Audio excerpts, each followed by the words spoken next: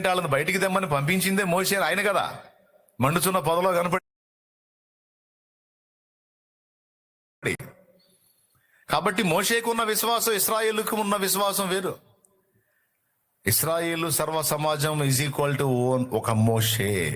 అది దైవజనుడు అంటే. దేవునికి స్తోత్రం కలుగును గాక.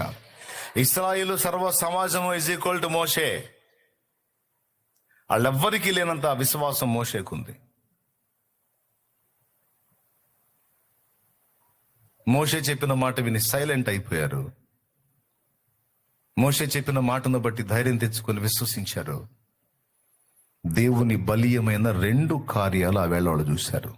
ఒకటి, సముద్రము దారిచి వాళ్ళని అవతలికి వేయటం. రెండవది, అదే సముద్రం శత్రువులను నిర్మూలం చేయటం. ఇది దేన్ని బట్టి జరిగిందంటారు మీరు? పెద్దగా చెప్పండి. అది మన హృదయంలో మనం కలిగి ఉండేటువంటి కొద్దిపాటి విశ్వాసము ఎలాంటి కార్యాలను సాధించగలుగుతుందో మనం ఎరిగిన వారమై ఉండాలి. యెహోషాపాతు చేసిన పని సమాజానికి పిచ్చి పని, కానీ అది యెహోషాపాతుకు జయం తెచ్చిన పని. హిజ్కియా చేసిన పని సమాజానికి పిచ్చి పని, కానీ హిజ్కియాకు జయము తెచ్చిన పని. మోషే చెప్పిన మాట ఇశ్రాయేలు సర్వ సమాజానికి వెర్రి మాటలాగా అనిపించింది, కానీ అది విశ్వాసాన్ని బట్టి పలికిన మాట. అది ఇశ్రాయేలును కాపాడింది. ఒకవేళ మోషే కూడా వాళ్ళలాగా భయభ్రాంతులకు గురైతే దేవుని శక్తి అక్కడ పనిచేసేది కాదు. అవిశ్వాసం ఉన్న దగ్గర దేవుని శక్తి పనిచేయదు. ఎక్కడ విశ్వాసం ఉంటుందో అక్కడ దేవుని బలమైన బాహువు పనిచేస్తుంది. ఎక్కడ విశ్వాసం ఉంటుందో అక్కడ మాత్రమే దేవుని శక్తి పనిచేస్తుంది. ఎక్కడ అవిశ్వాసం ఉంటుందో అక్కడ దైవశక్తి పనిచేయదు.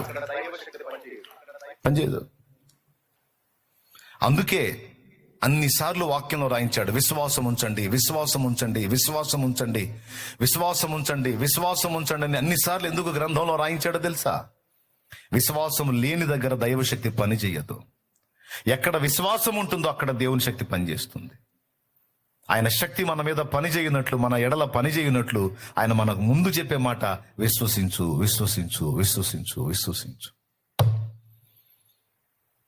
అలాంటి విశ్వాసము ద్వారా ఎన్నో విజయాలను నా జీవితంలో నేను అనుభవించాను. ఈ 3 ఉదంతాలు మీకు సరిపోతే ఇంకా బోలెడన్ని ఉన్నాయి. బైబిల్ నిండా విశ్వాసపు గాథలే, బైబిల్ నిండా విశ్వాసపు విజయాలే.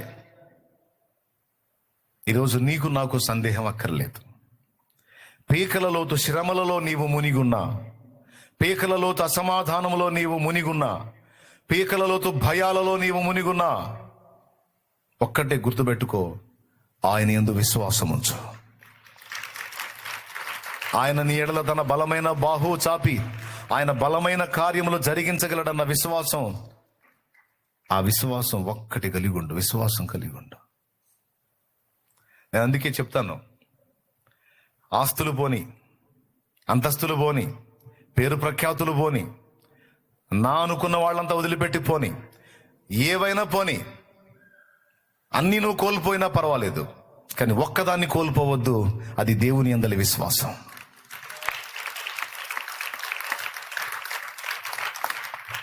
దేవుని యందలి విశ్వాసాన్ని కోల్పోయిన వాళ్ళు ఇవన్నీ కలిగి ఉన్నా కూడా లేనట్టే.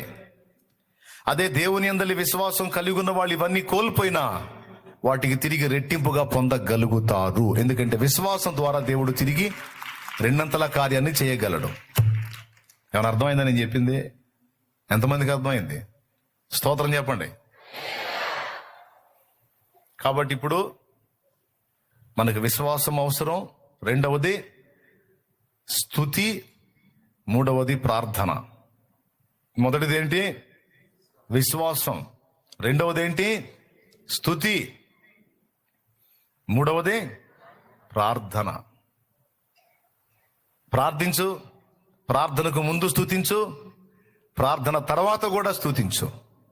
ప్రార్థన విన్నందుకు స్తుతించు. జవాబు వచ్చినప్పుడు కృతజ్ఞత కూటం పెట్టడం కాదు, జవాబు వచ్చినప్పుడు స్తుతించడం కాదు, ప్రార్థన ముగించినప్పుడు స్తుతించు. ఎందుకంటే విశ్వాసం అదే. నీ ప్రార్థన దేవుడు విన్నాడు, జవాబు పంపించాడు, అది నువ్వు నిశ్చయమని నమ్మావు, అందుకు స్తుతిస్తున్నాం. Amen, amen. ఇప్పుడు మనకు అవసరమైన ఈ 3. నంబర్ 1, పెద్దగా చెప్పండి, అది. ఒకవేళ నీకు విశ్వాసం ఏర్పడట్లేదు అనుకో, డౌట్స్ వస్తున్నాయి అనుకో, గతించిన దినములలో దేవుడు నీ ఎడల ఘనకార్యములు ఎలాగో జరిగించాడో ఒక్కసారి గుర్తు చేసుకో. గతంలో ఇంతకంటే ఎక్కువ క్లిష్టమైన పరిస్థితులను ఎదుర్కొన్నప్పుడు నీ ప్రార్థన, నీ ఆర్తధ్వని విని నీ పక్షంగా ఎంత బలమైన కార్యాలు నా దేవుడు చేశాడో ఒక్కసారి గుర్తు చేసుకో. నీ కళ్ళ ముందు పెద్ద సమస్య ఉన్నప్పుడు దాని వైపు చూడొద్దు. గతంలో అంతకంటే పెద్ద సమస్యల్ని దేవుడు డీల్ చేసిన వాటిని గుర్తు చేసుకో. నీ విశ్వాసం పునరుద్ధరించబడిద్ది. అప్పుడు నీకు అడ్డుబండగా ఉన్న ఆ శోధన ఎగిరి అవతలబడిద్ది. అర్థమైందా? దావీదు అదే అంటాడు, నేను నా ప్రభు నా గతంలో చేసిన కార్యములను గుర్తు చేసుకుంటాను నేనంట. ఆయన క్రియలను నేను జ్ఞాపకమునకు తెచ్చుకొందును అంటాడు.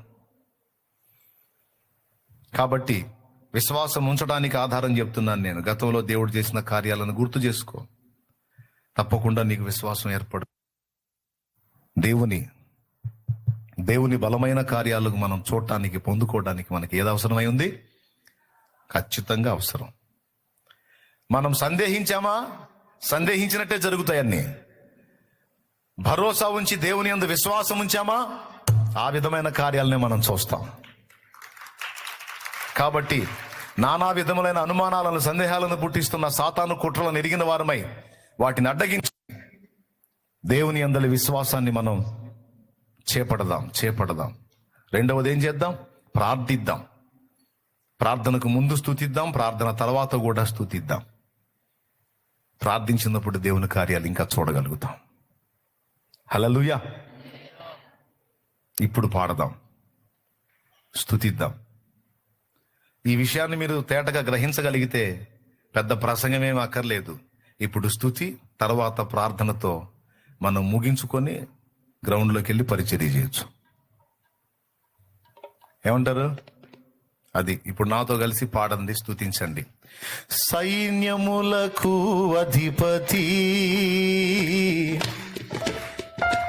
నీకే గనా స్తుతి.